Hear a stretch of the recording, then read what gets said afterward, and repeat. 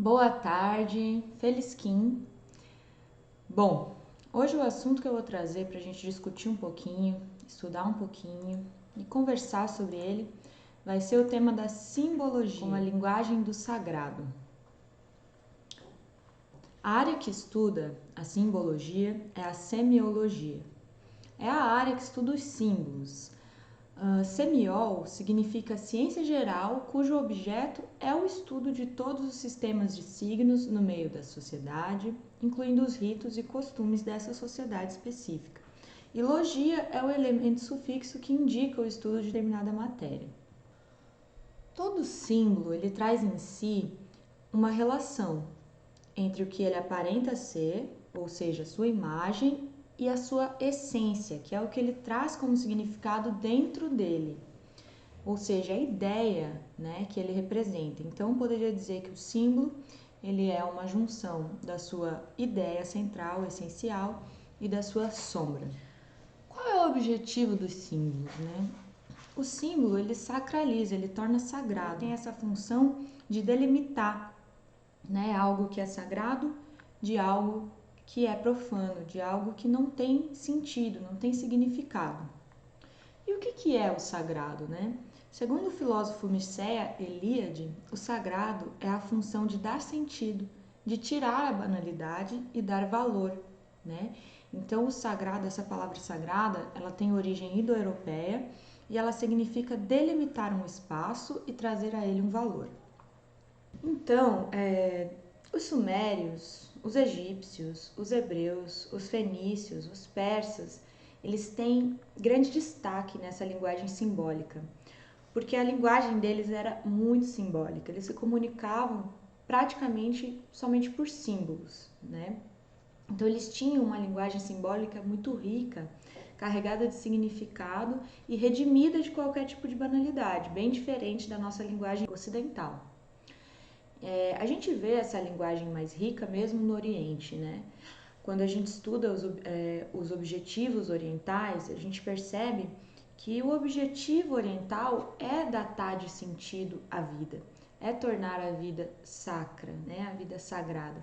Então, por isso que é uma linguagem muito rica de símbolos.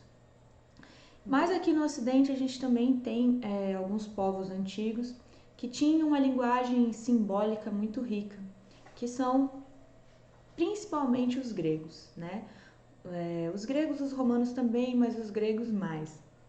Os gregos, eles tinham essa linguagem simbólica muito dentro dos seus mitos, dos seus deuses, dos seus mundos, dos seus monstros, E fica a grande questão, O que eles queriam representar e por que eles queriam representar aquilo, Quando a gente estuda, por exemplo, a jornada do herói, que ela é um padrão simbólico, que faz parte da nossa psique e que vem, conforme a gente vai caminhando, a gente vai adentrando a jornada do herói, A gente vai passando por um, depois por outro. Se você não ouviu falar sobre a jornada do herói, eu vou fazer um vídeo um pouquinho mais à frente explicando o que é a jornada do herói, mas assim, um resumo seria dizer que é um fator da nossa psique, que está no inconsciente coletivo e que a gente vai adentrando cada uma das fases da jornada do herói.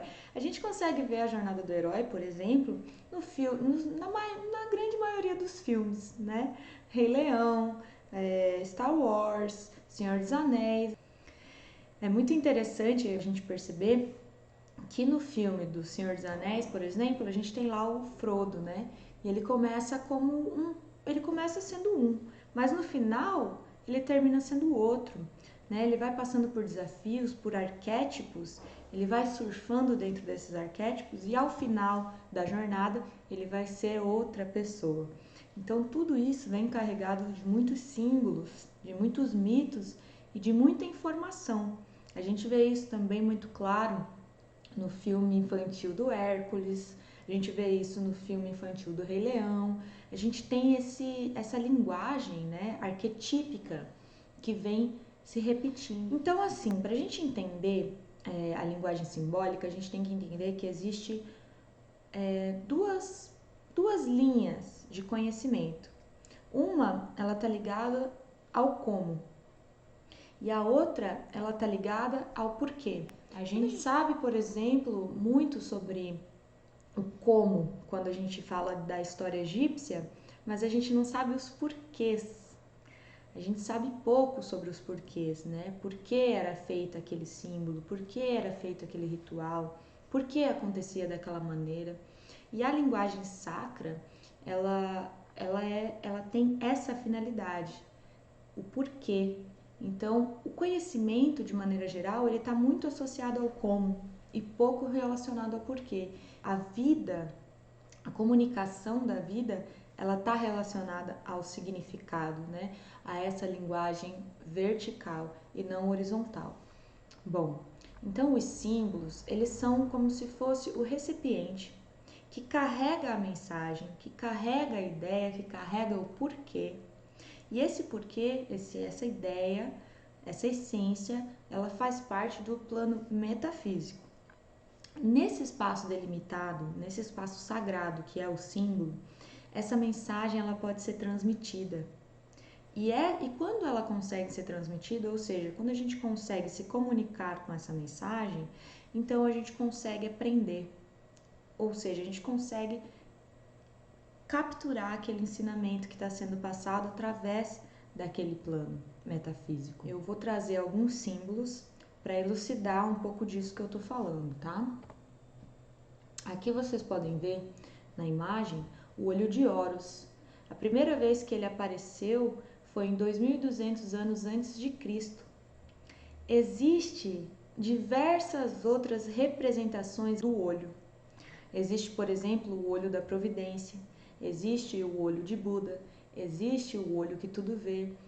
Então, assim, a gente percebe que o olho, ele é um símbolo, né, que representa esse olhar de Deus sobre nós e que ele vem sendo desenhado em diversos locais, por diversas culturas, em lugares, tempos, espaços diferentes, mas que o significado dele sempre coincide com essa energia maior que enxerga a todos, com essa energia total que enxerga a todos. Isso é muito interessante perceber como em determinados locais, o mesmo símbolo vem sendo desenhado e representado por diversas culturas dentro da humanidade. Aqui eu trouxe um outro símbolo que também foi utilizado pelos egípcios, apesar de muitas pessoas não saberem disso. E esse símbolo do pentagrama, ele também foi utilizado pelos hebraicos, pelos chineses, pelos pagãos, pelos renascentistas, por Pitágoras, pela Wicca, enfim, pela bruxaria. O pentagrama ele foi utilizado por diversas culturas em diversos lugares do mundo, com diversos significados. Se você não sabe qual é o significado do pentagrama, pergunta aqui embaixo que eu respondo aqui embaixo do vídeo, viu? Bom, os primeiros usos do pentagrama eles foram descobertos na Mesopotâmia Antiga, em fragmentos de vasos de cerâmica. Então, ele tem entre 2.000 a 3.000 anos antes de Cristo. É um dos símbolos mais antigos. A linguagem que a vida tem com a gente, ela é muito simbólica. Quando aparece um símbolo pra gente e a gente não entende, não percebe, não se comunica com ele, normalmente a gente se torna repetente nas lições da vida. A gente passa por muitas lições e não compreende qual é o símbolo, qual é a razão daquilo estar sendo comunicado. E aí a gente simplesmente não se comunica, a gente fica ali naquela roda de repetição. Eu gostaria de finalizar esse vídeo trazendo esse entendimento de que entender os símbolos é dialogar com a existência da vida, é dialogar com a comunicação da vida. O nosso corpo material, ele também é um símbolo. E dentro do nosso corpo material existe uma essência, uma ideia a ser passada por detrás desse símbolo. E quando a gente não consegue ser o que essa essência quer que nós sejamos, é como se a gente estivesse usando uma luva que não nos serve, uma luva que não cabe. E aí onde a gente começa a se sentir tão desconfortável com a existência, pois a gente não está agindo conforme a nossa essência. agindo conforme a nossa vida pede, a nossa alma pede. Então, é isso. Queria agradecer muito para quem assistiu o vídeo até o final. E se você gostar dessa informação, comenta, curte, segue no canal e espero que tenha sido muito útil. Um beijo da Maga!